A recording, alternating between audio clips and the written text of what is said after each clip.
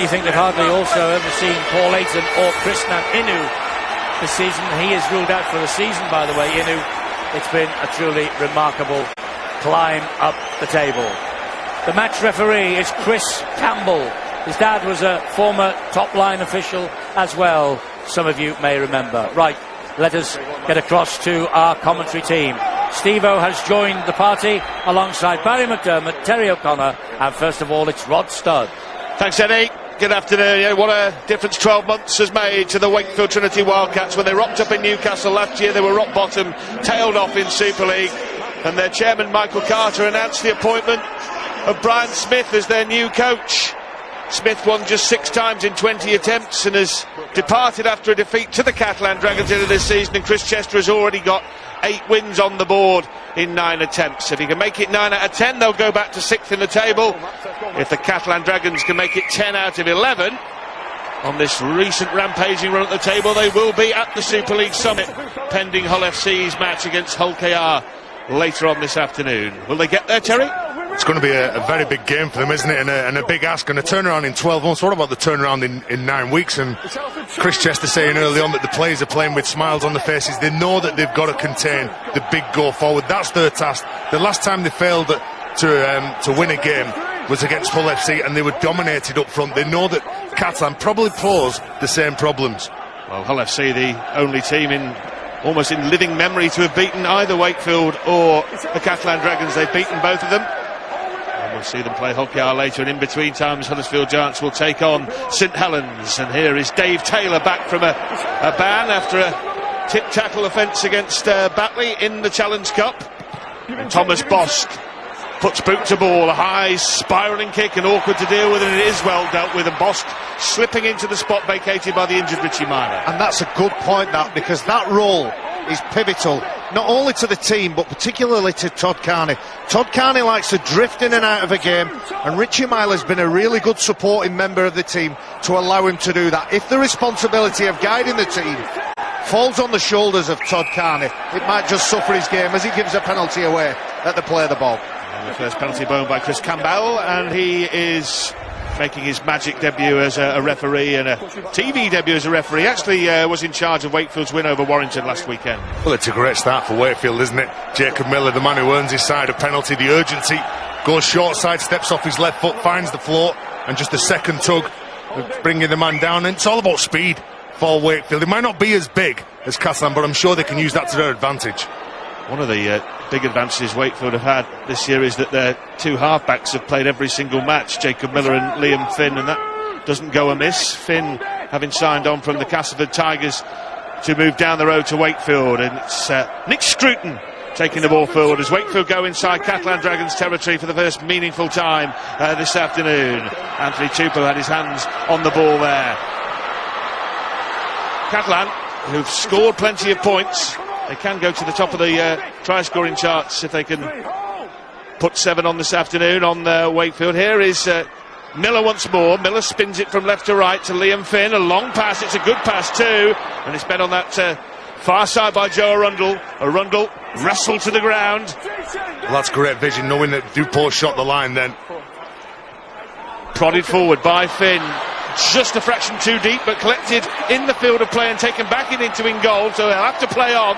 Well, Jody Broughton, who scored a couple of tries on this ground last year, 2 brilliant tries for Huddersfield against the Catalan Dragons in that memorable draw. Well, first of all, he had to deal with catching the ball, then he had to get back in the field of play. So mission accomplished from Jody Broughton. Here's the man. I expect what Wakefield need to do is make sure that the outside defenders get up really quick. Dave Taylor, look, so powerful. He looks to offload the ball. The referee had called hell. That's why it'll go back to the play of the ball.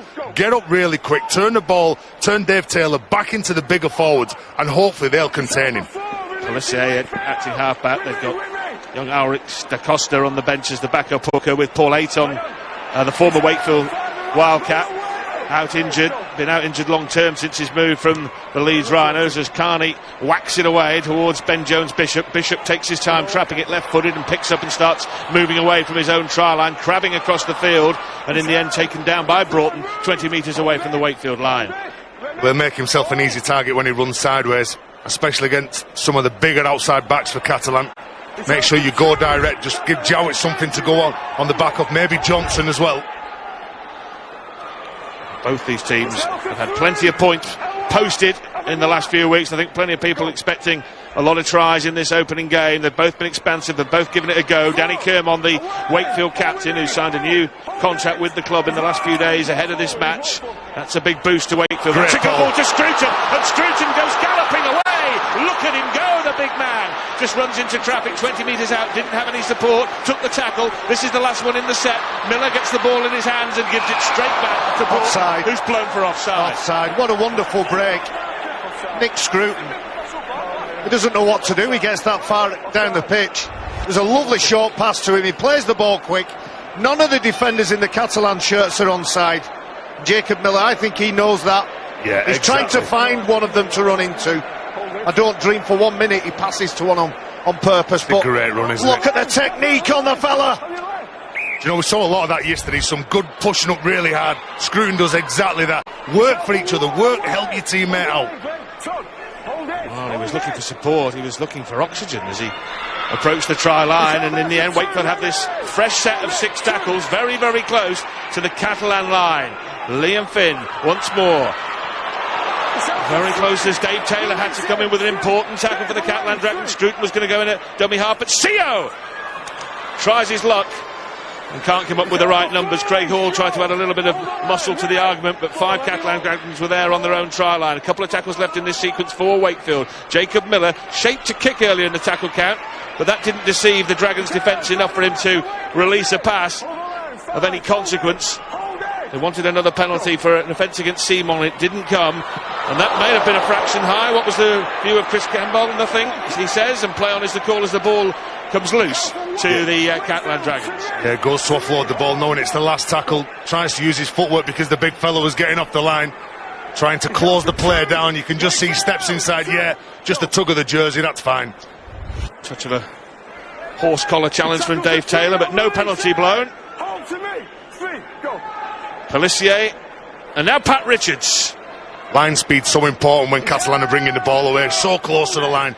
Make sure you condense your defensive line, you get up really quick, you tackle in numbers, you peel off one by one, make sure your markers are set, ready for the next play. Yeah, Pat Richards, man of steel for Wigan.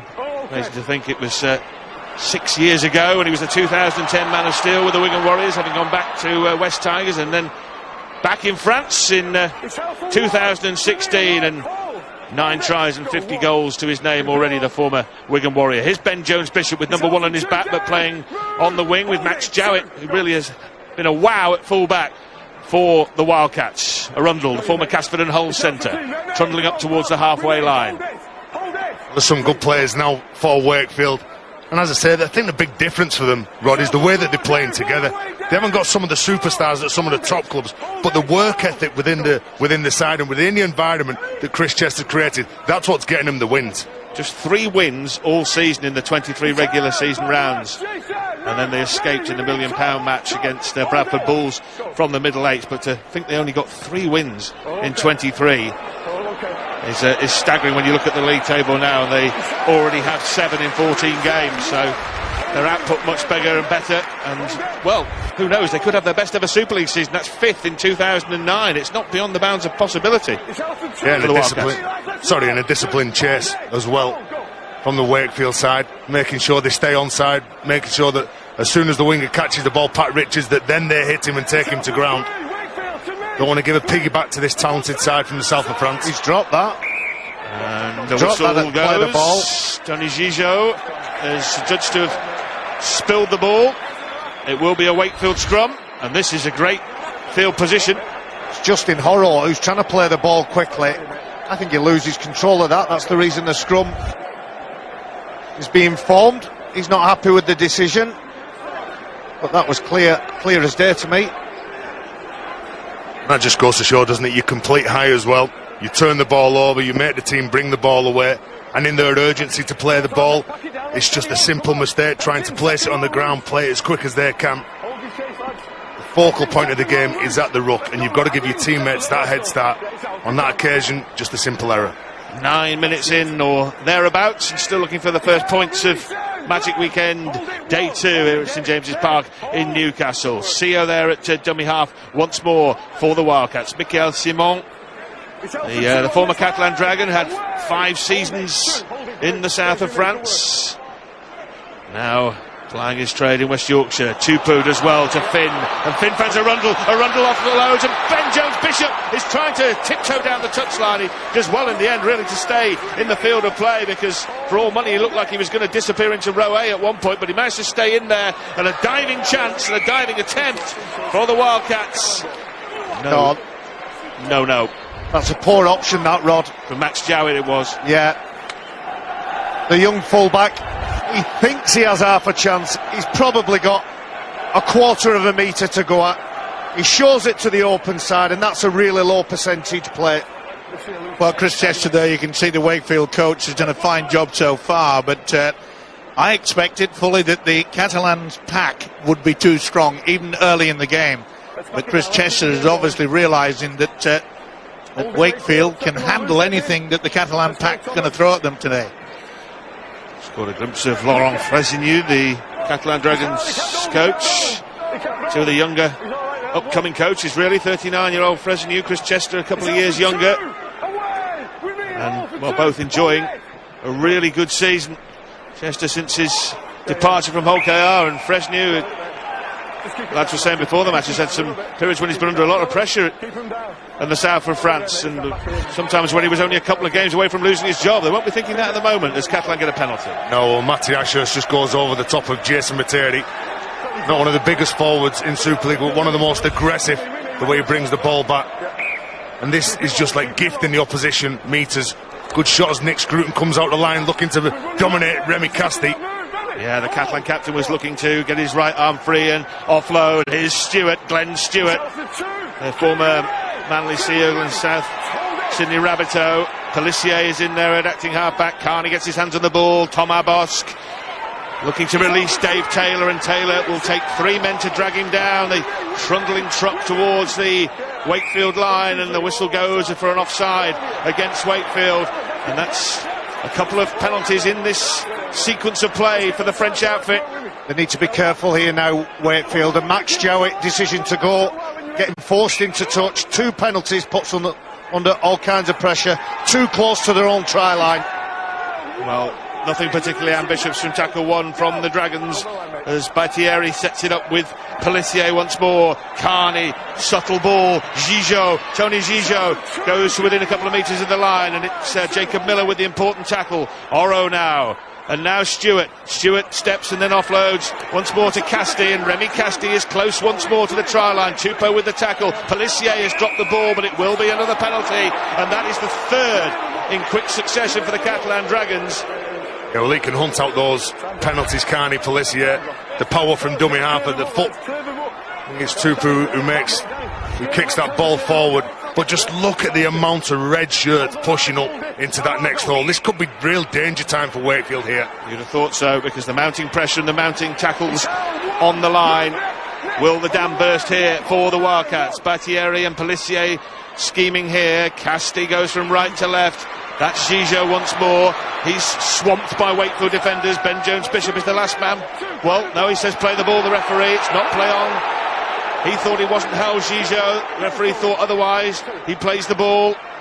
Now it's Bosch once more. Again, Casti has seen a heck of a lot of the football in this sequence of tackles, this passage of play. Pelissier looking left, going left. Looks for Taylor. Taylor again with a little subtle pass.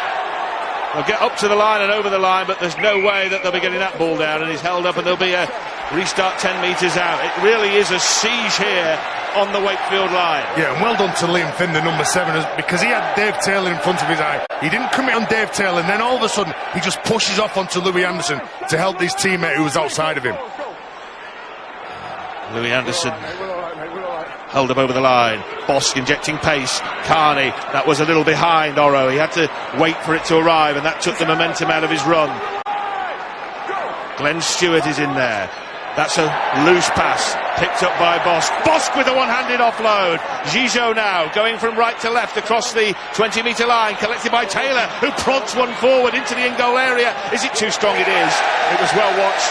Jowett waited, and got the result of a 20-metre restart. Well, one answer we've got already is about Wakefield's character. The commitment to defence They put themselves under pressure. They're looking to attack now. They're responding in the correct manner. Any championship side or championship winning side will make mistakes, but it's how you cover those mistakes up. Well done, Wakefield. Well, the 3 penalties they've conceded today now take the total conceded this year to 141 by Wakefield. That is the most of any Super League club, which isn't usually a recipe for success, but they're managing to ride it out. If they are giving away penalties, as Barry was just alluding to there, they're able to keep their line intact. But they can't keep doing that, can they? And they've got to make sure that when they've been under pressure that they complete the next set of 6. They don't make a mistake like they just have, because by not getting to the kick, you're not buying that extra 30 metres. You can see Hall here. Well, maybe there was a need, but you can see he doesn't have control of the ball. He doesn't have a grip of the ball when he's looking to place it down.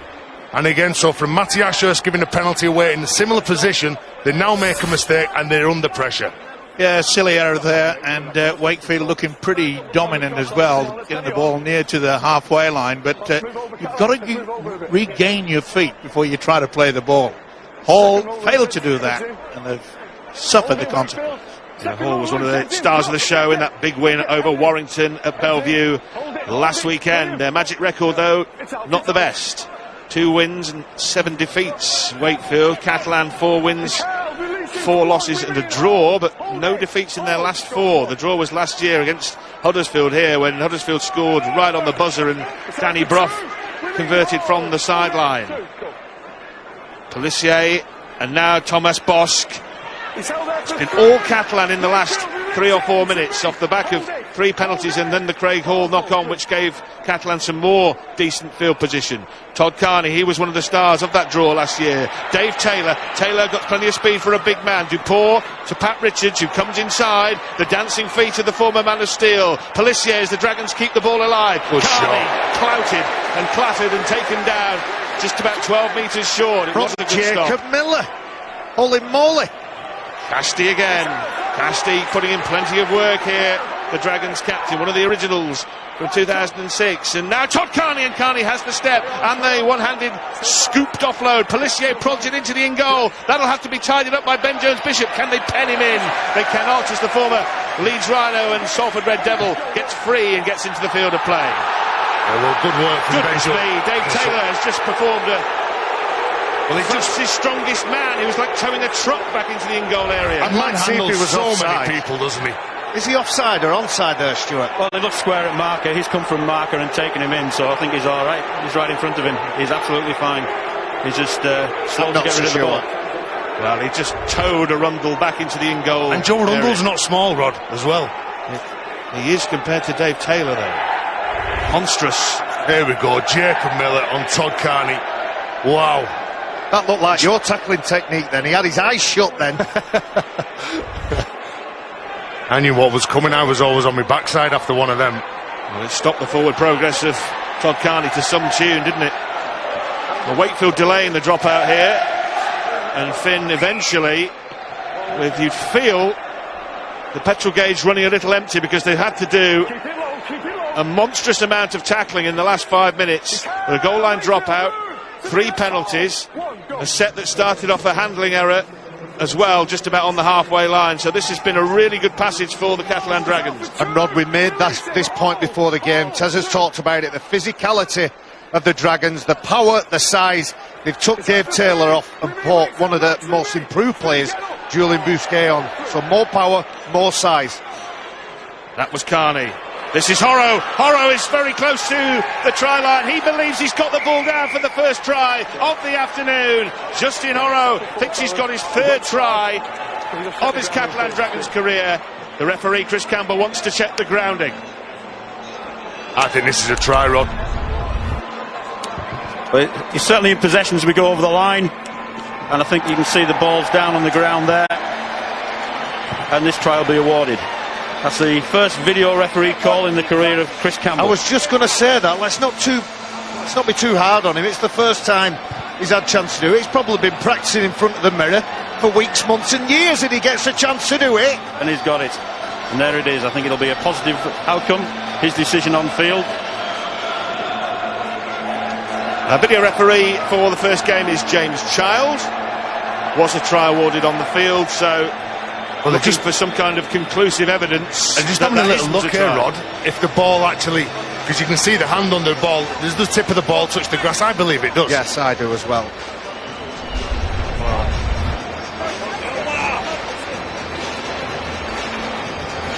Well, Justin Oro believes he scored, and more importantly, so does James Child, and the Catalan Dragons take the lead. 17 and a half minutes it took them after a spell of pressure that in the end was too much for Wakefield to deal with. You can't continue to absorb pressure. They made it more difficult for themselves with the size and presence of Dave Taylor. He picked Arundel up, dragged him over the try line. From that set of possession, Horo runs hard and strong. He should be dealt with. There's two defenders in front of him. You talked about it, the lack of energy at Rod. You can't continue to defend. It's harder to defend than it is to run with the ball. And the Catalan Dragons, after 18 minutes, get their first point. Oh, Pat Richards, already with 50 goals to his name for the Catalan Dragons. One of the most lethal goal kickers in modern day rugby league. And they've got some pretty decent backup in that regard as well with Bosk, if they need him, as Richards has hooked that off to the left, so the 4 does not become 6. The Dragons lead 4-0, approaching the halfway point of the first half. Well, a typical example of running onto the ball, getting at full speed before you receive it, and that's the reason why he had the momentum to go over. That was good work by Justin Horo. Looks like the big fella Taylor is having treatment. Just have tweaked it. He twisted the knee. It looked like his calves, although they're more like cows than calves, them, aren't they? He's a big boy. Let's go down to the sidelines, see if we can get an update on the fitness of Dave Taylor from Angela Powers. Angela, what have you got there? He's lying on the ground in front of me having his calves massaged. It looks like a tight calf for him. Nothing too worrying. He will be on the pitch again later on in this game, but after his heroics earlier on, I'm sure they'll need him back. Thanks, Angela.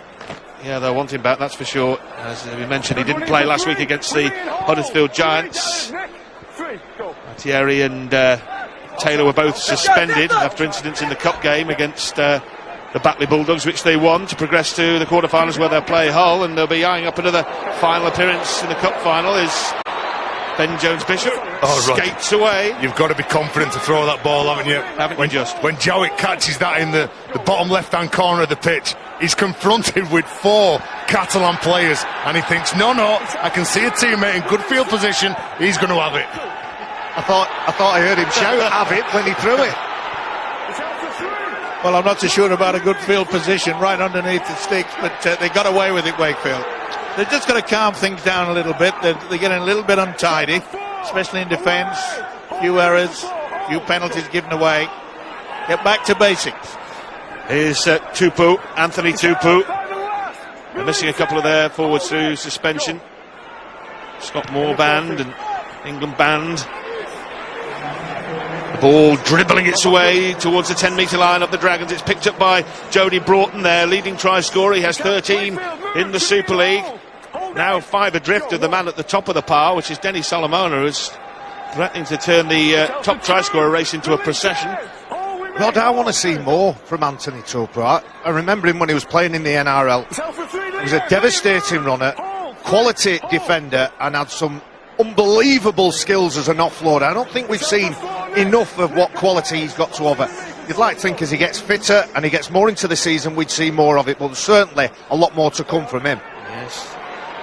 The veteran's second row. Oh, that really is one that the referee is going to have to intervene on there. It was high.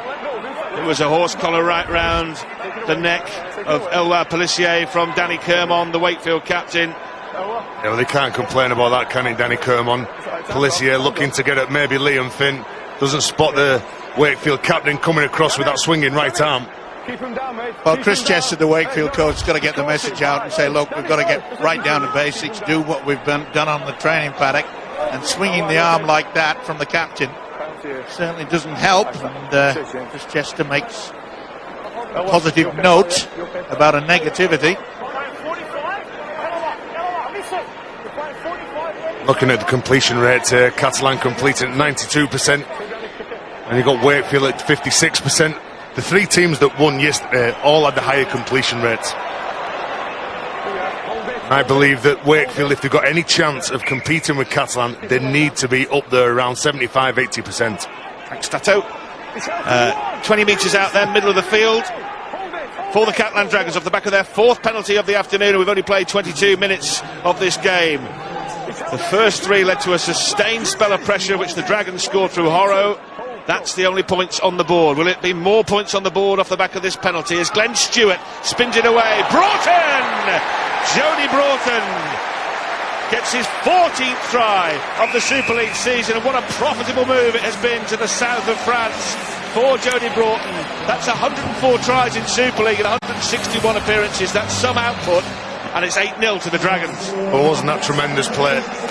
Good shape on the right edge for that man Jody Broughton to score the try. But you just can have a little look at the players into point. It all comes around yet again from Wakefield, giving away that penalty, which invites Catalan close to the line. You can see the ball out the back, the little turn-up play, the nice little hands from Gigo to Jody Broughton. And because they were trying to close down Gigo, you can see that it's Tom Johnson who goes in, tries to cut that play down. He's caught in no man's land, and the space is there for that man to score the try. Lovely, soft, fast hands, all accurate, all on the money, and that's the reason Jody Broughton has the time and space on the edge. And there's some devastatingly fast players.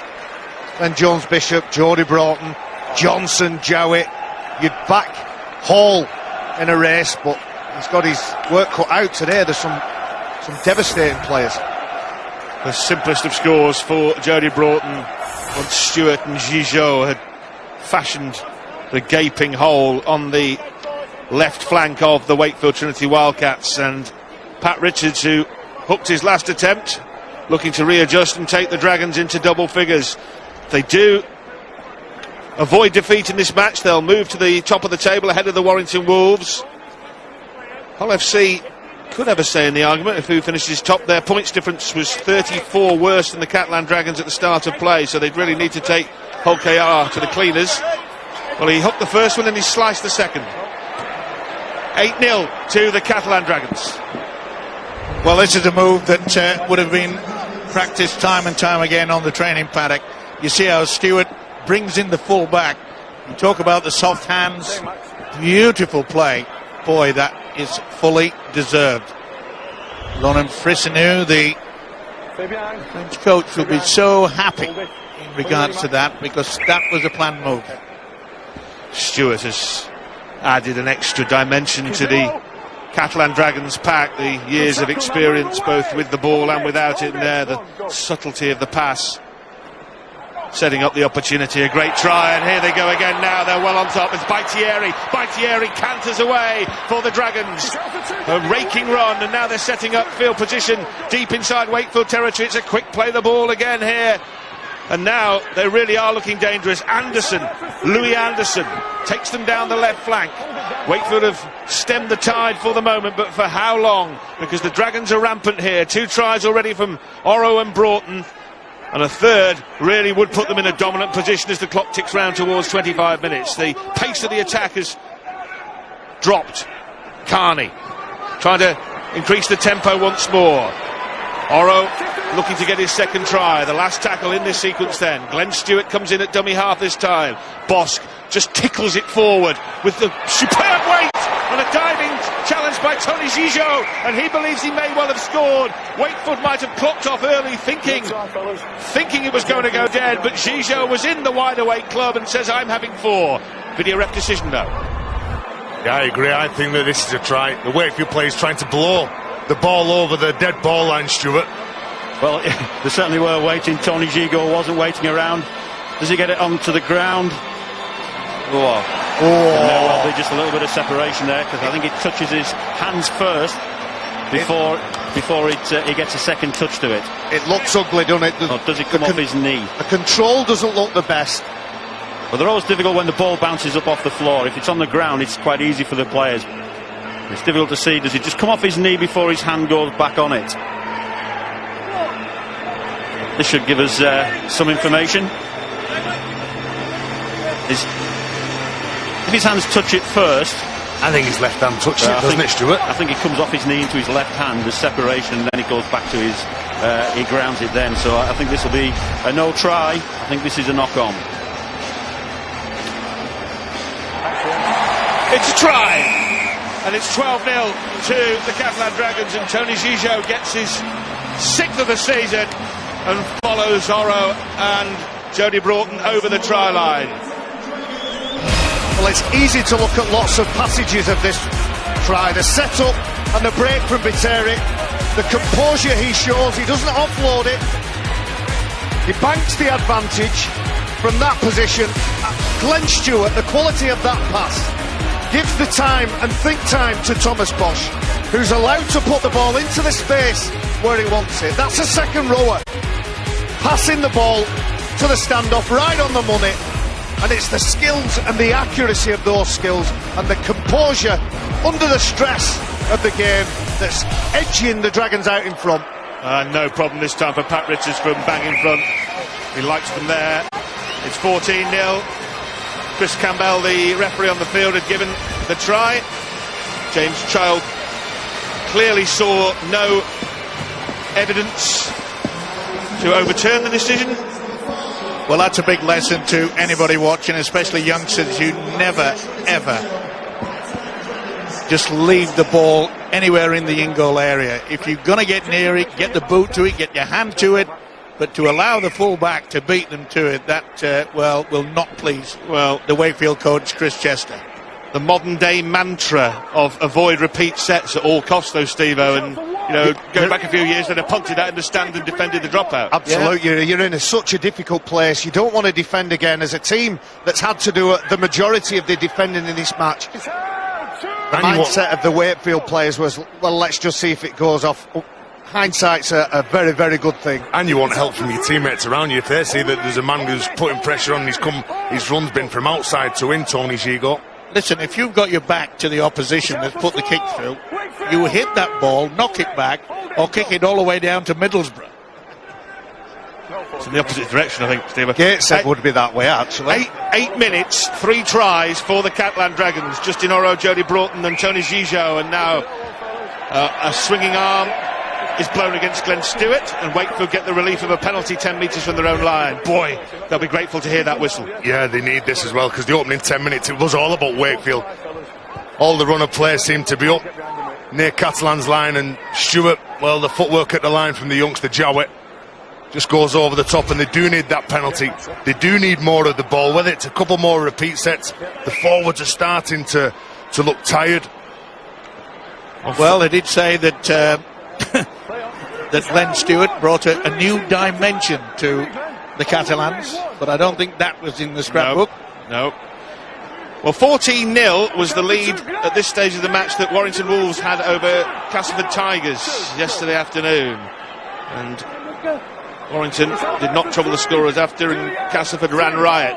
Is there a similar fairy story fight back from the Wakefield Trinity Wildcats? They've got to get one foot on the ladder first, because the last 10-12 minutes have been totally dominated by the would-be league leaders, and now they've got the ball back as well, and they've found that man mountain centre, Vincent Dupont, on the far side. He does take some dragging down, and the whistle goes because there's a player down in back play on the halfway line that Chris Campbell is quite rightly saying, let's have a look here.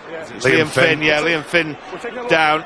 It'll be a big blow if there's a problem with Liam Finn. He's had a lot of defending to do, Liam Finn. They're really targeting him, they're sending big men at him, giving him a difficult afternoon. Liam Finn, thankfully the Irish captain, former Irish captain, is up and looks like he's able to take his place in the defensive line. And 14-0 at the beginning of the year, Rod, I would say Wakefield haven't got a chance of winning this. But because of the way the form has been over the last 9 games, they're still in with a shout.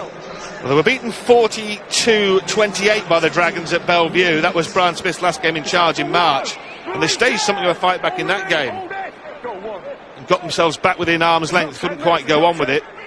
And here's some more news for the Wakefield Wildcats. Willie Mason has just entered the fray for the Catalan Dragons, a 36-year-old veteran Australia forward. This will be exactly the situation he likes against a tiring defence close to half-time. But this time the Dragons have coughed up the ball. Well, there was times I was looking at the Catalan players early on in the game, because they've been under pressure.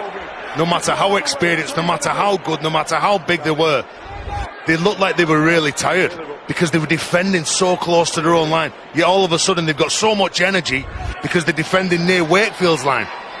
And it's always harder when you've got to come up with those answers, and you've got to make sure that you're cutting down the likes of Liam Finn, Jacob Miller, because they're the ones who are running at you. They're the ones putting doubt in your mind. Just inside their own half, Wakefield haven't seen what the Catalan Dragons half looks like for some time. They really have been on the back foot ever since Oro gave the Catalans a lead just shy of the halfway point in this first half. They creep over the halfway line. Sio, dummy half. The fit again Finn has his hands on the football.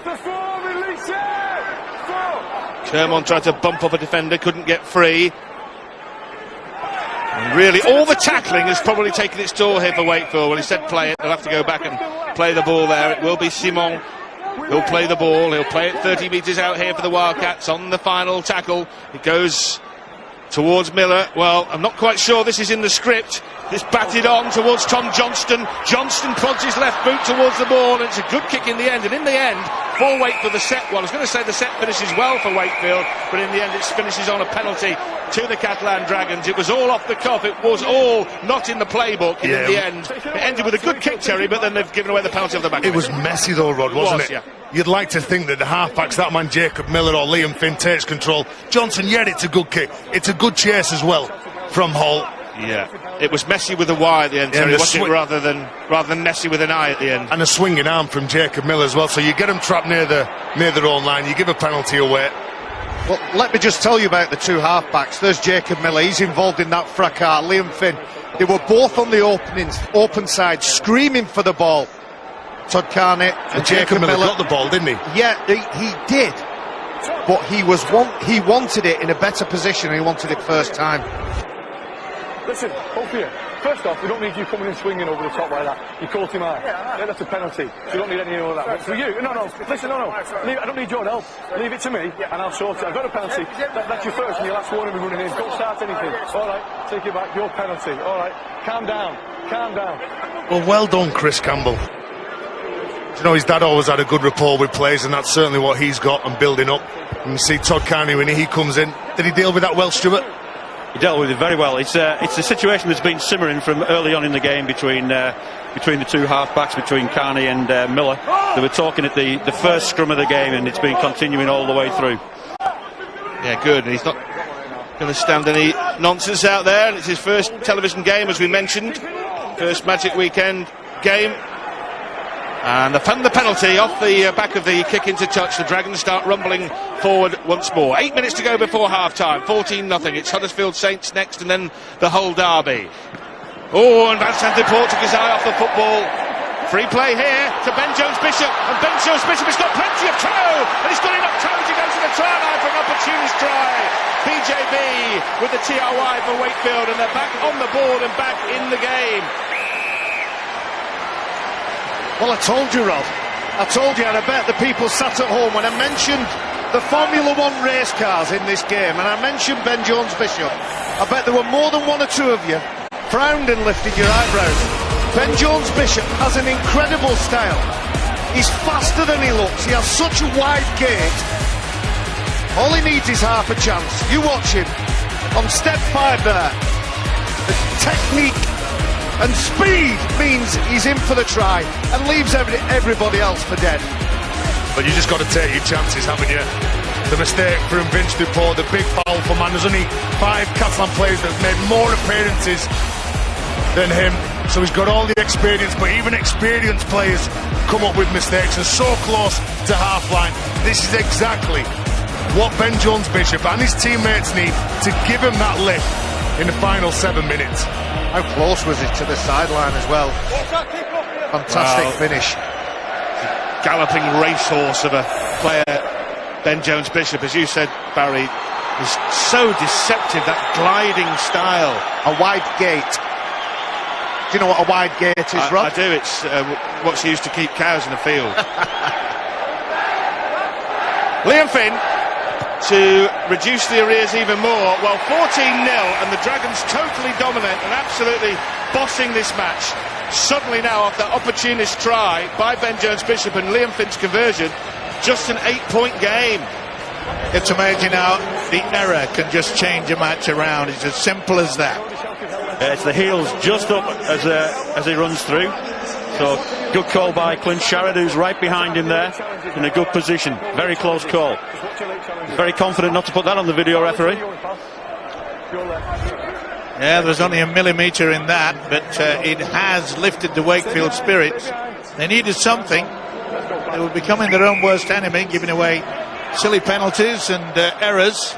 Well, it was 14-0 to Warrington against Castleford yesterday, and in the 34th minute Castleford scored to make it 14-6. In the 34th minute Wakefield have just scored to make it 14-6.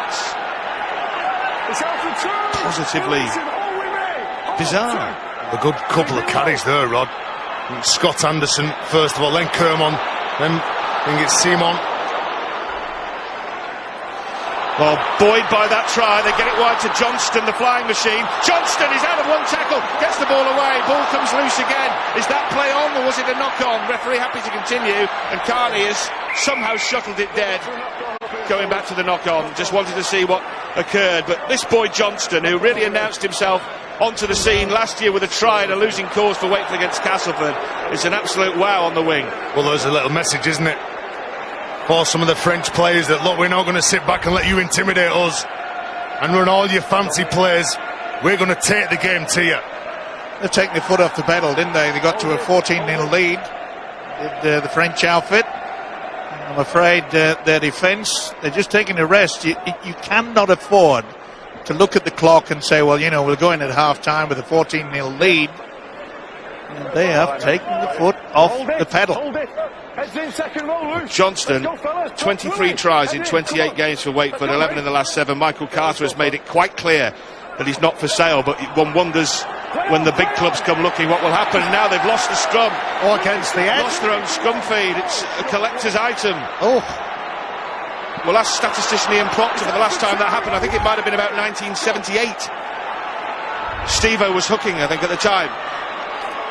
But Wakefield have got a ball against the head on the break, and that really is a major boost in the shadows of half-time. They've already just scored once. Can they nick another here to get back within a couple at the break? That would be remarkable. As Simon goes within 8 metres of the line, scrambles forward another metre. Liam Finn shows the ball and offloads. Was there some obstruction there? Yeah, I thought the same. Was he tackled before he got hold of the ball? That's what they were appealing for, wasn't it, Barry? But well, pushing up into next hole here, was it taken out? Yeah, it was. I think it was. Glenn Stewart. There might have been a forward pass involved as that, and that's maybe the reason why the official, Chris Campbell, has said play on. Just a touch forward, perhaps. Well, there was certainly a hand on him before he got the ball, so probably a penalty would have been the right call in that case. It wasn't the view of Chris Campbell, not quite sure what angle he had on it or what his view of it was, but it certainly didn't see it that way, and the Catalan Dragons have probably got away with one there. And boy, if Wakefield had scored again then and made it 14-12 just before the break, what a turnaround that would have been in the last few minutes of the first half. That's a neat kick right to the corner. That's going to force Wakefield, in the form of Max Jarrett, all the way back to his own try line. He does make it outside the 10, but that was a good kick by Carney to pin them back off the back of some pressure on his own line. Well, they were on the front foot, weren't they? Every player putting their hands up, they were all asking questions, they were all pushing hard, and then you've got Catalan here now themselves. Know that they're in a battle, know that they've got to contain Wakefield. They don't want to give them any of those cheap yards, but unnecessary penalties here, I feel. 2 minutes to the break. Oro, Broughton and Gijo for the Dragons. They led 14-0. Ben Jones-Bishop with the opportunist try, which has got it back to 14-6. Wakefield with new life here as Scott Anderson takes it forward. 30 metres out for Wakefield. What have Finn and Miller got in their locker here on this set? What are they going to conjure up? one drifting to the left, which is Miller, the other one drifting to the right, which is Finn, but they keep it in the forwards for now with Michael Simon. He looks to offload out the back door, it reaches Finn, now it's Miller spins it to this near side for Ashurst, and further wide to Tupu. Billy Tupu hurls a pass wildly away, offloading without due care and attention, and it goes into touch, and it will be a Catalan's ball, and that might be enough just about to run it out to half time. Yeah, well, it's the tackle that comes across from Horo. He feels that if he doesn't offload the ball back into the field, he's going to get pushed over to the touch from not only Horo but Broughton as well, who's going to be adding some weight. Maybe when he was going out wide, Tupu, he was looking for Johnson to cut back inside. If Johnson cuts back inside, it frees up that play, maybe gets him a one-on-one and creates the space on the inside rather than the outside. Time's off. Listen, hey fellas, whoa. Fellas, let's get your heads in. Scrums, heads in, pack it properly. Yeah, heads in. Whoa. Yeah, let's go. Time's on. Play on. Here's another. Is this a mistake here? Wakefield heading ball, so they've pushed Catalan off the ball, and now they've forced them to make a mistake. So when you go into a scrum and when you're playing against Wakefield, you've got to expect the unexpected. There you go. Well, I think Wakefield need to pack a scrum before they can actually push somebody off it, but they've got away with it. Come on, Stuart, you killjoy. You never see that in rugby league. Let them have it. Close to the line. You've just, less than a minute to go? Well, apologies if you heard any inappropriate language in the scrum, which is picked up on the referee's mic. Wakefield have the scrum now, and Miller had his hands on the ball once more, a chance they maybe didn't think they were about to get. That's twice they've turned things over on the scrum, and Catalan Dragons coach Laurent Fresinu will not be happy with that. He'll be even less happy if it costs them more points. Liam Finn showing it and then moving forward. Half a chance here is Miller. Can they get it wide to Johnston? They do eventually on the hop. Johnston, it's a new set of 6, that hardly matters. Johnston offloads. Oh, that's wild from Matty Ashurst. They will play the knock on. Is there time to pack the scrum? I doubt it. Well, they're running to pack it. They might just get there, and they have. Oh, one more play, Rod. One more play. Some Usain Bolt-like sprinting to the scrum from the Wildcats, and they've just stopped the clock with 3 seconds left to play. They will get one play close to the line. Well, worryingly for Wakefield, Tom Johnson, he's down on one knee, receiving attention. The doctor is now on the way. Just give us a second, mate. Physio and doctor not happy with something. What's the play here from this scrum? Is it high kick in the air? Will it be the Catalan Dragons' old signature play that we saw at Langtree Park, which went on for about 10 minutes as they moved the ball around with 72 offloads? And do you try and keep it alive? Do you kick it for the corner? Do you try and isolate one blow with a high kick? Johnston back on his feet, but being helped towards the sideline, and that is not good news for the Wildcats. Their gun winger has gone off. Now, whether that's going to be permanent or whether he's going to be okay with a 15-minute half-time break to get him back patched up, we'll have to wait and see. But he heads for the sidelines. One play then for the Wildcats, right on the bell here. Miller opts for the kick, and that should be easy to deal with, and it's just hacked away by Tony Gigot, who says thank you very much, we're going for half-time. And Gigot, one of the try scorers for the Catalans, along with Justin Oro and Jody Broughton. The Ben Jones Bishop tries breathe life into the Wildcats, and at half-time they trail. Catalan Dragons lead 14 points to 6. Yes, the top of the table is beckoning for the men from Perpignan. 14-6 at half-time. It was all going really according to plan, courtesy of the Horo, Broughton and Gigot tries, the Pat Richards goal. But then Ben Jones Bishop off the free play has given Wakefield hope for the second half. 14-6, all to play for in the second 40. Plenty for John and Brian to talk about after this. Dead. Now then, was his foot in touch? Was it in touch? I think he had in which case it's a penalty, or did he knock it dead, in which case it's going to be a dropout? Sorry, Rod, I think he had his foot out of play and he only has to touch the ball. If that's what's happened, then that's amazing awareness and skill. It's a good job by such a young man, Max Jowett. That's it, his foot's out of play when he touches the ball, so it results in a penalty on the centre of the halfway line. Well done, young man. Well, that is an absolutely whopping difference, isn't it? From a goal line dropout to starting a set 30 metres out the other end of the pitch. And they started the first half well, and they ended the first half well as well, didn't they, Rob? They did. Let's see what they can produce here. Michael Simon carting the ball into heavy traffic. Glenn Stewart was looking to lend some weight to the tackle, but thought better of it and moved away and back into the defensive line.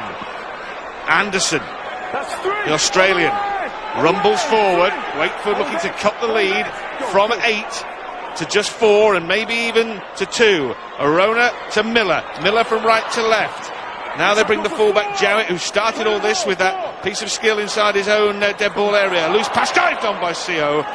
For a moment it looks as though the Dragons were ready to pounce, but Wakefield keep the ball in hand. But this is the last tackle. It could be another messy end to the set. Here's the kick from Miller, testing Pat Richards. Comes free from Richards. Who knocked that down?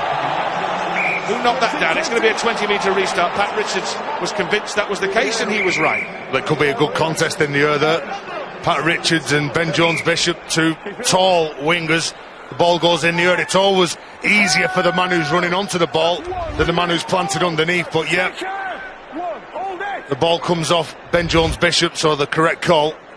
Well, over the years, there's a mistake. Penalty. Penalty blown. Again, another important decision which makes a huge amount of difference. But Chris Campbell is absolutely convinced it was dragged free. Jacob Miller, you can just see him there. They've had a torrid half, Jacob Miller and Liam Finn. I was looking, according to our stats, they've both done over 12 tackles, which is a heck of a lot for pivots. And that's going to take some time and some juice out of the tank. They need to refocus, get back into the game and do what they do best for the team. Well, the other big stat is the Wakefield completion rates, which Terry will bring in a minute. It's an absolute horror story. And that's a forward pass. The completion rates are just awful for Wakefield in the first half, Terry. What, they're 52%. 52%, and for Catalan it was 81%. And this is what Wakefield need. They need the bigger side, the more glamorous side, to be making those mistakes. Need to be making them near their own try line as well. And Thomas Bosk, well, he's in for the injured Richie Myler along with Todd Carney. They've got some talented players, but again, we spoke about it in the first half, the work ethic, the energy to which Wakefield have played over recent weeks, that could get them the win. Let's go down to the sideline and get the half-time chat from the changing rooms from Angela Powers. Yeah, for Chris Chester, it's all about set completion. Wasn't happy at all with just 56%, he says, set completion. They went away from their structures after the first 10 minutes, and if they get back to them, they reckon they can get something out of this game. Tom Johnston passed his concussion test, so he will be available to play in the second half. For the Catalan Dragons, Lauren Fraser-New says it's all about discipline in defence for them. They did take charge for 25 minutes, but then let Wakefield back into the game. He wants them to ask questions as well and be ruthless in attack. Thanks, Angela. Yeah, we just saw a very pensive Laurent Fraser-New there as his side look to go to the Super League summit if they can avoid defeat against Wakefield. Liam Finn moves forward, but wasn't going anywhere, not once he'd been greeted by a welcoming committee of Catalan Dragons. That has gone above the height of the stand. It's an absolute monstrous bomb. Wakefield come back with it. Miller spins it out wide to this right-hand side. Have they got someone over here? They've got Ben Jones-Bishop. Can they use it? Ben Jones-Bishop! With an acrobatic attempted try. I think he's got that down. Ben Jones-Bishop looking for his second of the afternoon. A spectacular score if it is awarded. Yeah, I agree, Rod. As soon as that ball goes in the air, it's a contest. I think it was Kermond who comes down with it. And the man who scores the try in the first half for Wakefield, has he opened the score in the second half for the Wildcats? But he wants to check touch. Does he put his foot in touch before he gets the ball down? Certainly okay so far. I think he stays up in the air, and that's fine. Great finish. Great finish. And Ben Jones-Bishop with the tightrope act, the circus act score. And certainly no clowning around from the Wakefield winger. His second of the afternoon and his sixth of the season. And, well, he needed all of his 6 foot 2 inches frame with the arm outstretched to get it down. But the art of the spectacular score is becoming almost commonplace. It's ludicrous, really. And it is a very, very special talent, but we see it so often now. Yeah, I agree, Rod. It's game on as well now, isn't it? To score, to come up with that so close to the try line. We saw his effort in the first half was incredible, and now this is a pressure kick from Liam Finn from right on the sideline here. Remember, they were 14-zip behind in this match, and now 5 minutes into the second half, they could be back within a brace. And that's going to creep in. And Wakefield are back within 2. Finn converts both the tries. Pat Richards, remember, missed 2 from 3. 1 from that 2 from a very similar spot there to where Finn has just nailed one. So just a couple of points in it now at 14-12. Well, that was a poor effort, wasn't it, by the Catalan players? They allowed the ball to be reefed back. What a great finish. Second try of the game for this fella. And it all came about by the error from the kickoff, remember. It was wonderful play by Max Jowett to defuse the kickoff with his foot over the dead-in goal line. And they have just sat back and allowed Wakefield to get back into this game. Didn't Joe Rundle do well? He timed that pass to perfection. He drew in Todd Carney as Wakefield. They earned themselves another penalty. The Minister of Defence, Glenn Stewart, gives a penalty away at the play of the ball. There's a tussle on the floor. They're right back in this game, Wakefield says. I agree with you. I'm sorry if you heard some language that we didn't want you to hear off the referee's mic. And here's Miller for the Wakefield Wildcats. So back here, we talked a lot about Catalan maybe going to the top of the table, but let's look what happens if Wakefield win. They go to 16 points, they go up to 6, and Wakefield Trinity Wildcats would be 4 points off the top of the Super League. That's a side that only picked up a total of 6 in 23 matches last season. That's a remarkable turnaround by Wakefield. It is, isn't it? And with the same players that started off the season, that was put together, and Brian Smith and then Chris Chester's come in, totally turned around the fortunes. The mistake here now from Wakefield, but Chris Chester is done a fabulous job to give them the belief that they can go out there and actually compete with the big boys. The best ever season was 5th in 2009. They finished 6th also in 2004. Well, in the past, when they conceded 14-0, remember that the Catalans were leading. So often we've seen a Wakefield side just drop their heads and allow the opposition to take control, but full credit to them to fight back. Only 2 points in arrears now. Remarkable. Halfway line here for the Catalan Dragons, who've, well, not only stalled, but have just gone completely into reverse since going 14-0 up, and that was on 26 minutes. So 21 scoreless minutes for Catalans, which have contained 2 Wakefield tries. Here is Todd Carney. Carney kicking into open space between the fullback and the winger. It's picked up on the try line by Max Jowett. Rodden, the Catalan coach, Lauren Fraser, knows that he needs some decent go forward. They've not had that in the last 20-25 minutes. They've sent on Remy Casti and Big Dave Taylor to try and get that authority again round the centre field. Casti making his 200th Super League appearance for the Catalans. Here's another penalty, and this second half has been littered with Wakefield penalties. The one obviously from the kick-off, a couple of others also. Well, Dave Taylor, he's just coming back from a suspension. Well, that's a great point, because he wasn't banned for an incident in a home game against Salford. Then he was involved in 2 incidents against Batley, for which he was banned for one of them. And he comes back and he gets involved in another one.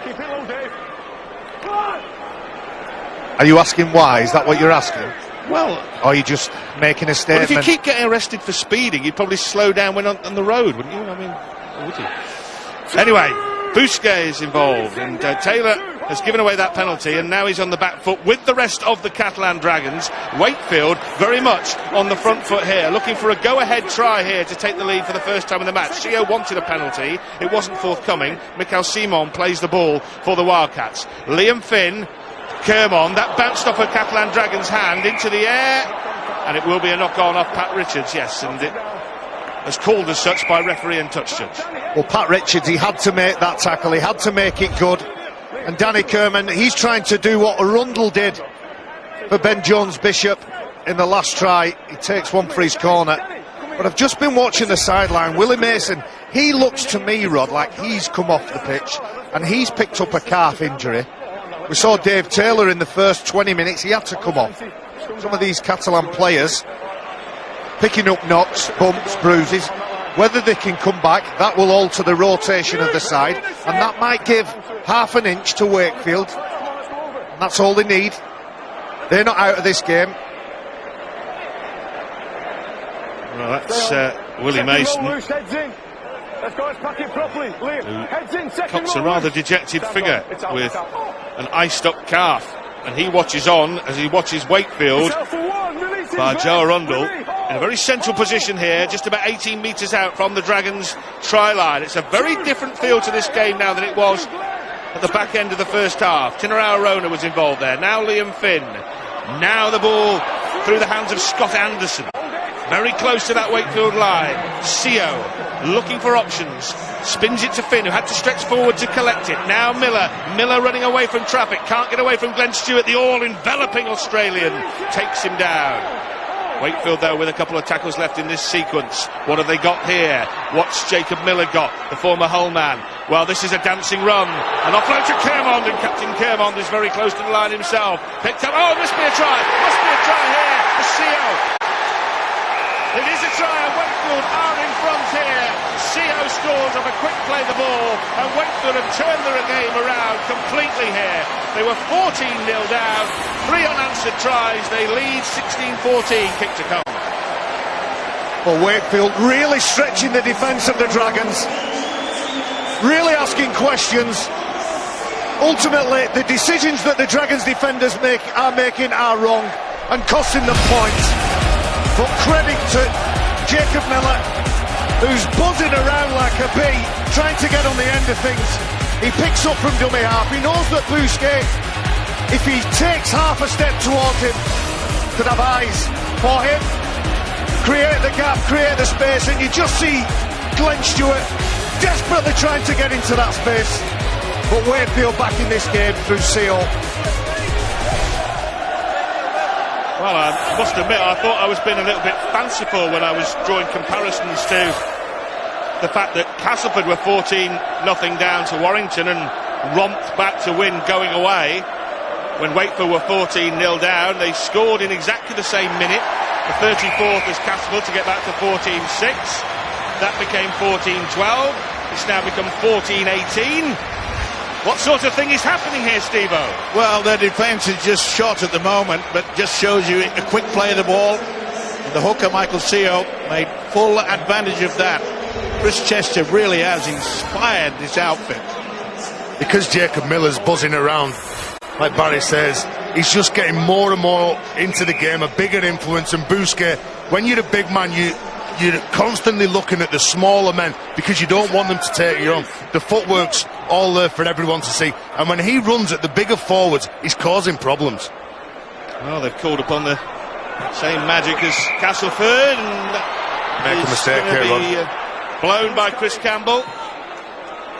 They make a mistake going into contact, trying to get to the edge. It looked like an offload. That's what I thought. It looked like an offload. No, he loses the ball. But that's what I'm saying. It wasn't. It was. The ball was lost. It was lost forward, and Tupu rightly called back. And just to extend the point we were making about Finn and Miller having to do so much defending, that's not so much an issue if Kermond and Matty Ashurst, who are effectively the bodyguards of those halfbacks, do some work and don't allow the big, powerful players that Catalan have got to keep running at them. Well, now they are running at them. This is their first attacking chance in 13 minutes for the Catalan Dragons. They've seen a lead not only disappear, but Wakefield now to go out front. That is a dangerous tackle. That's a penalty. A case of the biter bit on this occasion, as Dave Taylor is the victim. Was it Sio? Tackle. Yeah, sorry, Rod. It's Sio who comes underneath Dave Taylor. 3 men in control, but Sio just upends him and puts him into that dangerous position. Pelissier. Hold the line, go, play on.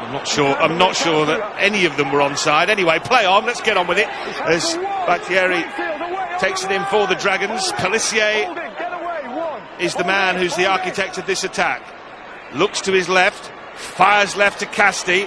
Casti, one of the originals with Muniz and Boss from 2006, as the Dragons celebrated their 10th anniversary in the Super League. Pelissier, another messy play the ball. A ball on the hop out to that far side to Oro, who started the try scoring. A long time ago now, it was in the 18th minute. The Dragons took the lead in this contest. Stewart not really running at full speed when he collected the ball, but now they're moving with some pace with Dupont, and Dupont is over the line and he scored. Vincent Dupont has wrestled his way over the try line, muscled his way over the line for a levelling score at 18-all. Well, that's just sheer power, isn't it? Because if you look at the Wakefield defensive line, not one of the players was jumping the line. They were all going up, they were all communicating, they were nominated, they were saying that who they were going to be getting. And then all of a sudden, they're on the back foot because of the run. But here's where it all comes about. Penalty, CO, straight underneath the big man. But look, nominating, who's mine? Yep, push off. We won't get involved with any of the dummy runners. This just sheer power.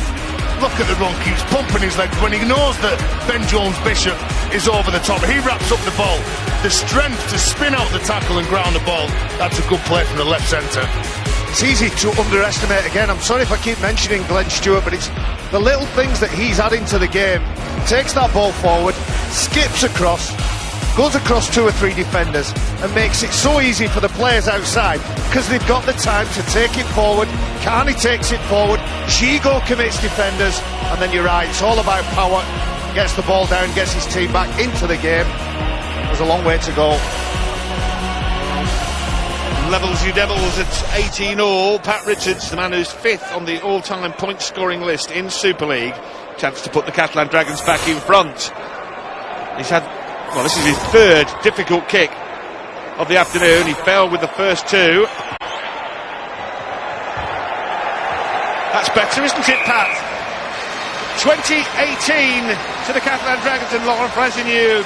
Well, don't shake your head, Laurent, you're back in front. It's 2018 as this seesaw game tilts back in the Catalans' favour.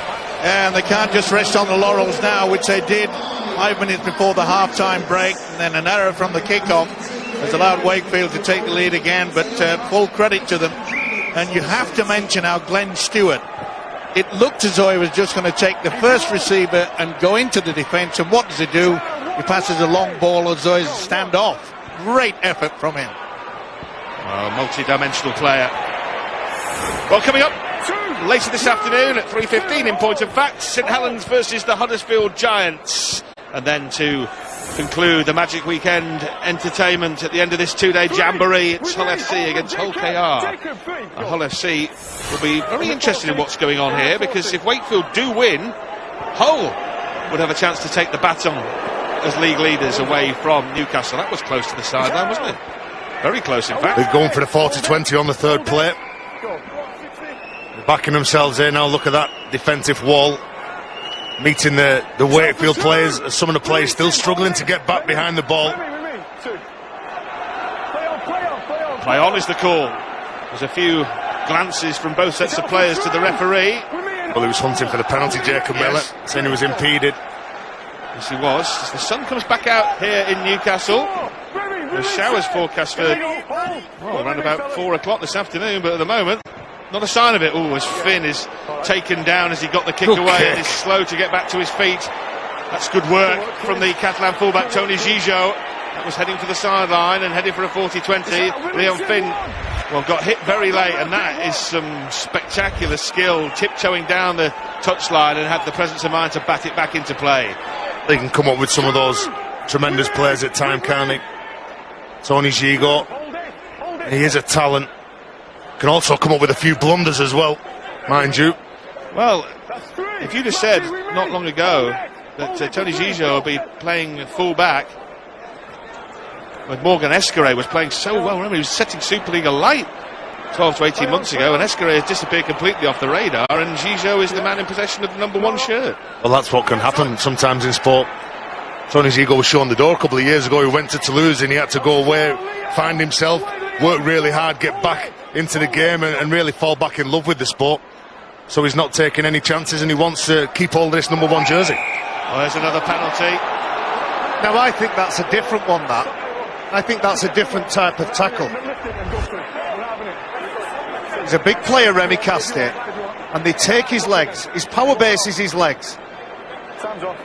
Well, am I wrong there, Stuart? The problem is that, you know, the way the game's going at the minute, as soon as you get your hips above your head, they're looking at a penalty. And, you know, that clearly happened there, so you have to control it a bit better than that. And you find that the bigger fellas, the likes of Remy Castille, will run at a smaller player. They'll run at a smaller player, so the smaller players that make the way through rugby league, they've been targeted all their lives. So what they tend to do, their technique is always to hit underneath the bigger men and then take them to ground. Remy Castille certainly shaken up on the field, and he has worked tremendously hard this afternoon. He takes a lot of punishment. Takes a lot of. Do you know, I ran into Stuart Fielden last night and Johnny Lawless, a couple of ex-teammates of mine, Literally, and we were talking about how the game has changed and evolved, and a sign of being tough now is being able to absorb. The tip tackle. All right, it's going on report, and we're going to have a look at it. All right, thank you. Okay. he's putting him on report, I think, isn't he, Stuart? Yeah, he's put the incident on report. I think he's had some advice from the video referee. So the match review panel will definitely look at that, but they'll probably look at the others in the game as well. Well, now that Chris and Stuart have finished, I'll finish making my point. I ran into those two players and they were talking about how the sign of toughness now is to get on with your job, no matter what gets thrown at you, and how many times people take your head off and they tip you up, and just carry on and focus on your job and your role within the team. And players like Glenn Stewart and Remy Castille, they're doing it really well today. Here is Glenn Stewart, wrestles his way out of the tackle and gets the Catalan Dragons moving once more. Can they get back-to-back tries here to put some daylight between themselves and the Wildcats, who, well, remarkably come from 14-0 down to lead 18-14. David Taylor slow to rise to his feet. A loose pass by Thierry, had to really stop and pause to get it away. Oh, great pass out there towards Jody Broughton. Oh, Broughton. Jody Broughton gets his second try of the afternoon. That's the third time he's backed a brace in a magic weekend. Some try scorer, some finisher. That took some finishing there from Broughton. And he's got the ball down and he's got his side a 6-point lead. Oh, we watched the Catalan team over the last few years. And when Todd Carney, his influence, when he throws a ball, the flight of the ball doesn't change. It's absolutely quality. But it all comes about yet again from this tackle from CO.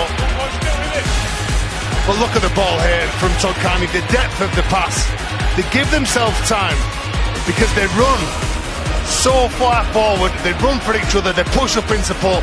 But the ball from Todd Carney, when he passes that ball, he knows that it's the money ball. He knows he doesn't have to throw the ball over somebody if he just keeps it the same sort of flight, the same distance from the ground, with the perfect power and the weighted pass that it is. They're going to score a try.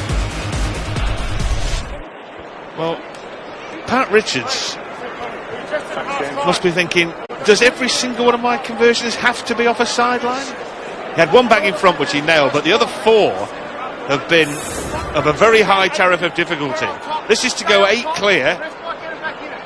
He nailed the fourth kick he had, which was from the near touchline to us.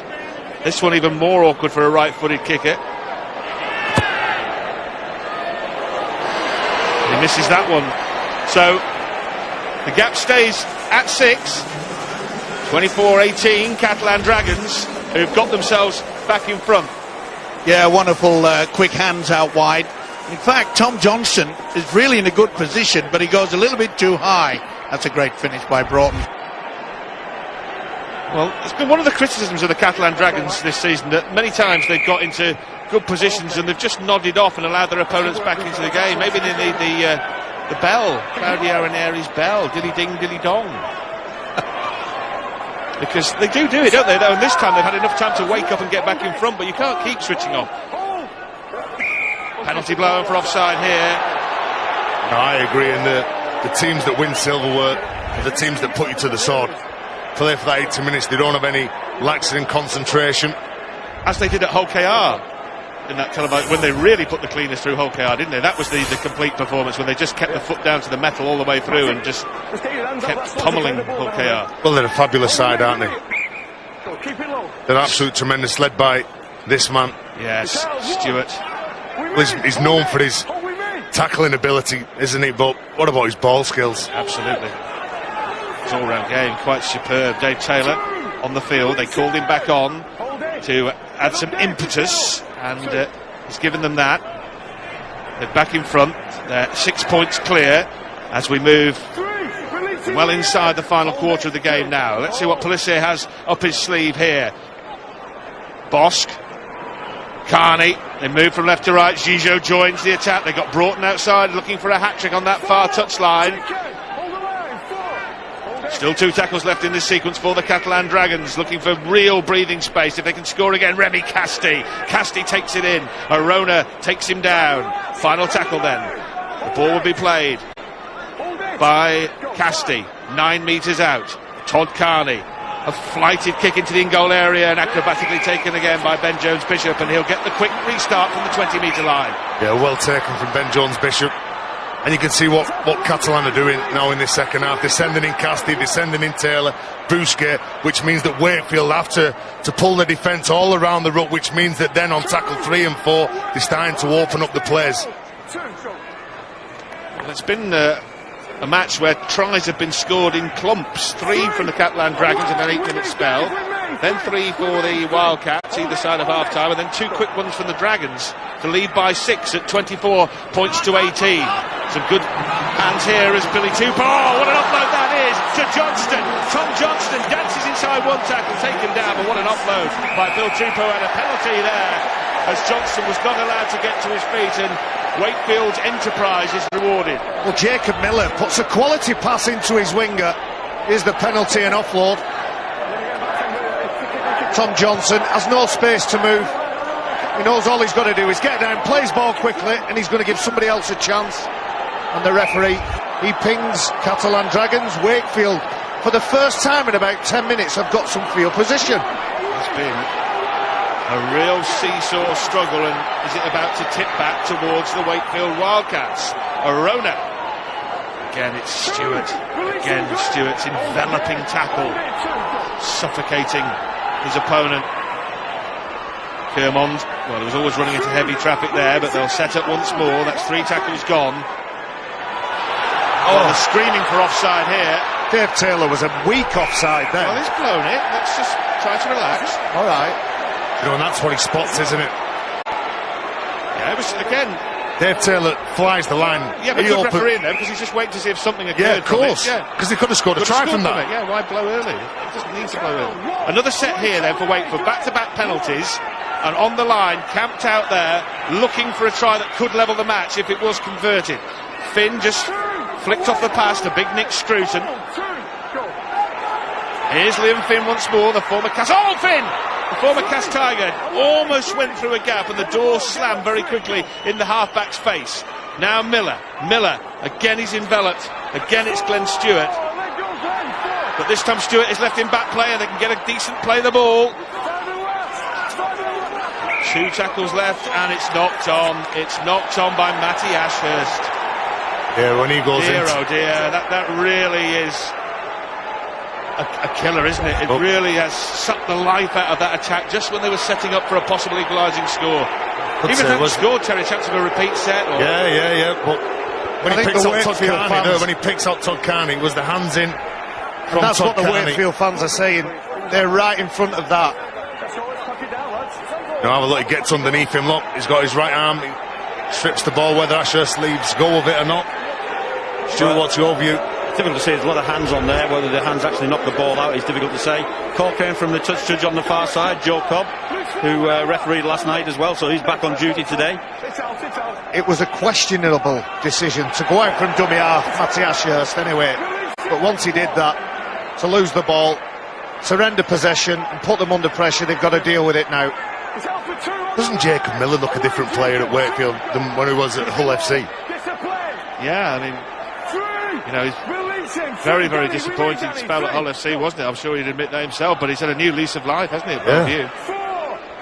No doubt about it. He's played every game this season. He tops their list for try assists with a dozen. It's been a great season for Miller. Bosk. Good pressure. Oh, Kermond really almost Great got him pressure with the ball in hand and almost managed to take him down before he got the kick away. In the end, it was a pressurised hack forward, which made little ground. This is brilliant work, straight from marker, getting out. Thomas Bosk, well, he couldn't even get a decent pass away because of what Kerman was doing. Straight in his eye line. Yeah, certainly was. Ben Jones-Bishop, who's a couple of tries in a losing cause at the moment, takes his team up to the halfway line. Ashurst in at dummy half to Finn, who really is seeing a lot of the ball in the second half. It was a line ball from Nick Scruton and called play on by the referee. Scruton gets involved again. He was looking to support Miller, but in the end it went from right to left. That's knocked on by Catalan off Glenn Stewart. Is the tackle count going to be wiped clean? No. Last one then. Wakefield fans thought it should have been. It wasn't. Miller. Aerial bombardment of Richards. Richards loses out in that aerial duel with Ben Jones-Bishop. And it will be... Well, Wakefield claiming it's their ball. It will be... Come on. Oh, well, we're going to have a chat about it now, and I dare say that the video referee might be having a word in his shell-like. We've got Wakefield scrum, fellas. Wow, Wakefield ball. Here we go. He's going to ask the video referee just to check. They've got that's their call on the field. Who does he come off last? I think it probably does come off Pat Richards, doesn't it? Yeah, good call from the touch judge and the referee. You can see that Pat Richards, he thinks that he's got that ball from Ben Jones-Bishop. Whenever they put the ball in the air, they made it a contest. They've come up with some decent results, haven't they? They've scored a try, they get the head and feed here 10 metres from Catalan's line. I'll tell you what, Ben Jones-Bishop here is up against one of the ace aerial kick fielders in the league, along with Joel Monaghan, isn't he? And so he's getting a lot of change out of Richards. Well, that looks like part of the game plan. That looks like during the week they've prepared for that duel all week, because when Miller had the ball in his hand, there was an acre of space probably around the sticks for him to look at, maybe put it on the floor and create a contest, but they're getting great reward from that aerial battle. Well, Miller going to ground appeared to be caught high, but the referee happy to wait play on, probably because he slipped. But that might be one to look at anyway. It doesn't matter, play is continuing, and Wakefield looking to get the levelling score. 6 behind, 11 and a half minutes to go, but right on the line. Miller, oh, dearie me. Deary me, Michael Simon, he'll want that. He'd like to have that one back, wouldn't he? Yeah, it was a wary play as well, because you saw, I think there was 3 or 4 Wakefield players. I think Nick Scruton had his hands on his knees. He wasn't going to be expecting this ball. Jacob Miller, well, who's putting your hands up, lads? Who's going to take the ball in? Who's going to run off me? You can see them all clumped together. Well, that looked like a get me to 50 play. That looks like the half-back wanted a central position so they could split the 2 pivots, Finn and Miller, and maybe decide on the hoof what was available to them. But the big fellas, they look a bit tired, a bit gassed, just about to enter into the last 10 minutes of this game. Yeah, it's another warm afternoon in Newcastle, and in all the matches really we've seen very, very fit athletes start to tire. The pitch, a lot of grass on it. Maybe it is a sapping quality of the pitch. You know, these are the fittest athletes in the country, and yet they all seem to be just running out of gas towards the end. Maybe it's the occasion. It is the occasion as well. Playing on the big occasion does that to you. Yeah. And the pitch, I say, we were down there before the game, absolutely perfect. Yes, it is. Great condition here at St James's. As Carney, over the head of Ben Jones-Bishop, he stretches out one of those long levers and bats it back to Max Jowett. Jowett starts moving away. Well, there'll be a penalty here. Flailing arm from Anderson.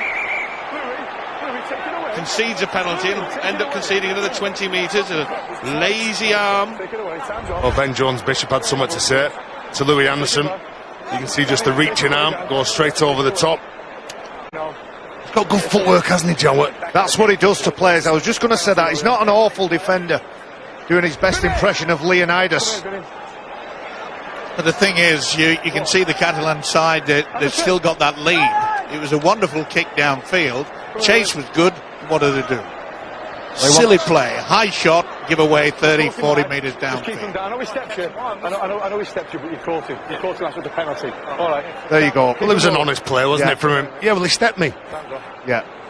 Leonidas being honest, getting back in the defensive line, but that's what them broken field kick return players can do to a big tiring defender. I'll tell you what, that's a great kick as well. That really has bitten off plenty. He could have been conservative there and just knocked it into touch somewhere on the halfway line, but he went for the jackpot and came up with it. That gives them plenty of distance on the kick and gets them setting up base camp 20 metres out. Liam Finn, great kick. What can they do this time? The last 2 or 3 attacks have really fizzled out through handling errors. This is Anakin. They want a penalty. They're not getting one. They're getting Liam Finn instead. Finn just drops it off. Oh, offload from Tupou, picked up by Finn once more. Half a chance for Scruton. And Scruton is wrestled to the ground. Back to one here, Rod. Come on, the captain!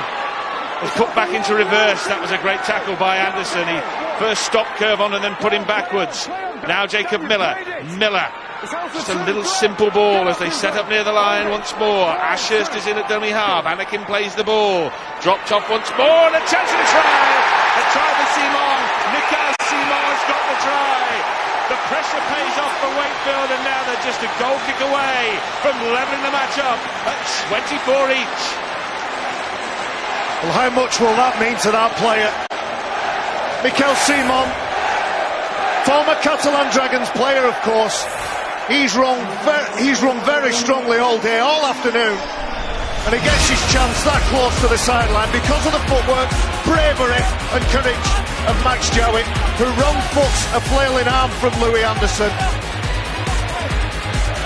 And with the momentum going their way in this game, the quick play of the balls, here's the offload. Look at Liam Finn, he's first to pick that ball up, straight on the attack. Hard and straight, with 2 and 3 defenders in attendance. The Frenchman gets the ball down. This is just brilliant play. Look at that. What does he do? He sees who's the smaller defender, and you have to do that when you're running onto the ball so close to the line. Can Liam Finn slot this over here? All square. Yes. It is all square at 24 apiece. It's 5 tries to 4 to the Catalan Dragons, but the missed conversions, difficult though they were from Pat Richards, are the difference between the teams. All of them from the sideline. Difficult to be too critical, but I'm sure he would think he probably should have got at least one of them, just on the law of averages. But he couldn't find the mark with those 2 in the first half, and that other one as well, though. Difficult kicks from the right-hand sideline have proved too much for Pat Richards. Well, it just shows you the silly play by the second rower, Louis Anderson. Stuck out the left arm, gave away the penalty. The result, Wakefield in a good position, and well done. That man, Mikael Simon. He's here again, Steve-O. He runs so hard. He's been dominated a couple of times in this game, but he picks out Thomas Boz, the halfback who's defending with his feet planted. There's only ever going to be one winner, with someone as big as Simon taking on the smaller man so close to the line. I can recall when they announced that they were going to sign Michael Simon, and he played against Wakefield, and he had a tremendous game. And then likewise, when he's got the gusto up, when he's fully motivated, he runs as hard as anybody. 24 all. Last year finished 22 all. Catalan Dragons and Huddersfield. Last tackle here. That might be a penalty. No, it isn't. It could have been though, I agree, yeah. Liam Finn going for the one-pointer. Well, he didn't really connect anything like he would have liked to. He never really got hold of that. He got the distance but not the accuracy. Never really struck it as he wanted to at all. But, well, it would have put them 1 in front with 6 to go. As it is, it means Catalan start 20 metres from their try line. They could have done that, Steve-O. Yeah, they could have done with another drive to give him in a better position. Full credit to, that looked slightly forward. That was a lazy pass from the dummy half. You just get the impression that if the Catalan side get anywhere near, they'll go for the one. Thomas Boss, perhaps, or Todd Carney. Well, Pat Richards, they've got a few, haven't they? And that's a really great option to have when you've got 2 or 3 field goal experts, because the defending team isn't going to be ever sure who's going to have the shot. Down the middle they go to within 30 metres of the arm. Forget the one-pointer. There'll be 2 coming. At the back end of the set Simon as well. has gone from the man who was the hero to the man who could possibly have cost his team. He was involved in that tackle. Well, from hero to zero, you can see the captain, Nick Scruton. He's over the top. Everybody knows in a Wakefield shirt, we need half a chance. We need to be up the other end of the pitch. What we don't need to do is throw the dice and hope for the best, and that's what Mikel Simon has done. It's okay clamping the ball, and you see players, the first contact when they're defending, they do normally hit high, wrap up the ball, but when you're going backwards and you've got hold of the ball, you can't strip it straight in front of the referee. You'd almost, in that position, you'd want the player to keep hold of it. There's no danger of being penalised. You'd actually help him to keep hold of it. Mikel Simon, he's had a strip, hoping that nobody else would see it, and he's lost that bet. Well, Pat Richards put his side in front. This is what he does for a living. And you put an awful lot of money, even money, he could knock this over from that distance. Oh, and you'd have done your money because he's hit the post. Pat Richards is having a real off day with the boot. That's 4 misses, and that one really the most costly from bang in front. That should have been meat and tatey. Well, Rod, you have absolutely lost everything there. Well, you backed him to get this, and all of a sudden, I always thought it was going to go out. Did you? Just get back, come on. Hold it. Well, he hooked it, and it was always dragging it towards the near post as far as he was looking at it. For a moment he might have hoped against hope it would catch the inside of the post and go over, but it cannoned out to safety. And then full credit to Wakefield, because at that point you could just switch off and lose possession. They were quick onto the loose ball. Here's their Jacob Miller. tackle. Not from there, surely. He's had a goal. It's a monstrous effort from Miller. What He's a had a strike! goal. What a strike that is from Miller. That is a drop goal from the halfway line and beyond. It's an absolute whopper, and it puts his side one in front. Well, everybody was looking at Liam Finn, who was going to go on the right side to put it down into the pocket, but Jacob Miller, all 5'3" of him, puts every ounce and pound of the weight he has behind that kick. Outstanding work. And to get that away under the pressure that he was under is incredible. Absolutely astonishing strike. And there's the one that cannoned off the upright from Pat Richards. Miller's second drop goal of his career and his first in Super League. As Richards' kick-off is collected. Well, one of the monstrous drop goals. Do you remember Pat Richards struck one against Leeds for Wigan? I think it might have been at St Helens at Langtry Park, from wide out on the sideline. Well, this has got to be now, and I'm sure Chris Chester will get the message out. This has got to be just a 5 drives, kick and kick over the whitewash, and that should just about wrap it up. But what a one-pointer. That's put a smile on my face, and I'll tell you what, there's a few Wakefield fans that are grinning also. You just played the sets out here, Rod. Well, talk about against the odds. First Richards missing a nailed-on 2 points, and then, well, Jacob Miller, what, 1 in 10 chance at best from that range? And he struck it so well. I mean, the distance wasn't even an issue. Magnificent field goal from Miller, which looks to have won the game from Wakefield. It will keep the Catalans off the top of the table. It will mean that Wakefield win again for the 8th time in 9, and it will mean that they move up to 6th again above the Castleford Tigers, and Miller will just dribble that right towards the sideline and say, form a scrum there, mate. It's got to go. You've only got 90 seconds to go the length of the field from 10 metres from your own sideline. Lovely stuff from Jacob Miller, lovely stuff. He's had a difficult afternoon, as I said. He's had lots of players running at him, trying to take some juice out of his tank. When it's been time to make those big decisions, he's made more right ones than wrong ones. And look at those fans having a wonderful afternoon. Well, will we see a rarity? Will we see a kick right from the base of the scrum and a chase? No. Absolutely astonishing. From 14-0 behind, never mind anything else. And then the drop goal from Miller just a couple of minutes from the end, after Richards had missed the penalty off the post. Is there any late twist here? Is there something remarkable from the Catalan Dragons?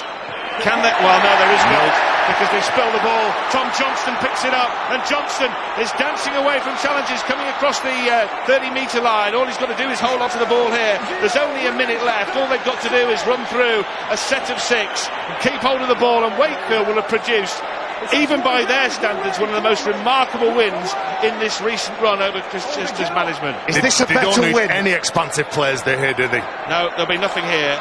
They'll just trundle forward. They'll keep hold of the football. They've got 4 more tackles in this sequence, in fact. They don't even need to conjure anything up. Liam Finn takes it in. 30 seconds left for Wakefield here to run through the simplest of processes to keep hold of the ball and win a remarkable win at the Magic Weekend. Only their 3rd win at the Magic Weekend in 10 attempts, and 1 over the would-be league leaders of Super League. Last one then. They'll just belt this into the stand. Anywhere will do so. Well, take the tackle then. Oh! I thought they'd scored again. They'll take the tackle. That won't matter. That's enough. Wakefield Trinity Wildcats have produced one of the great fightbacks, one of the great wins at the Magic Weekend. The whistle has gone. Wakefield have beaten the Catalan Dragons. An amazing victory from 14-0 down. They were 14-0 down after 26 minutes.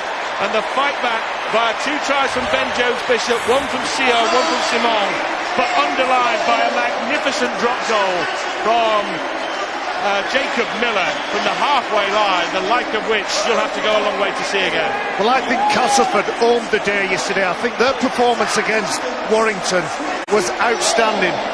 We've only had 1 game, but the 2 games remain. We will have to go some distance to match the commitment and effort that Wakefield Wildcats have put in today. Chris Chester, I'm only guessing, I would say he would be so proud of his players. Outclassed in many respects for the personnel that the Dragons have on board. But games aren't won and lost on paper, and Wakefield have come here and taken the points. We were looking at the Catalan team. I was talking with Chris Chester earlier on. Talking about Dave Taylor, talking about Todd Carney and Pat Richards. He said, well, those 3 players there, that's probably a 3rd of my salary cap. That's how good the Catalan side are, how good of players they are. But from Wakefield, what an incredible turnaround in form.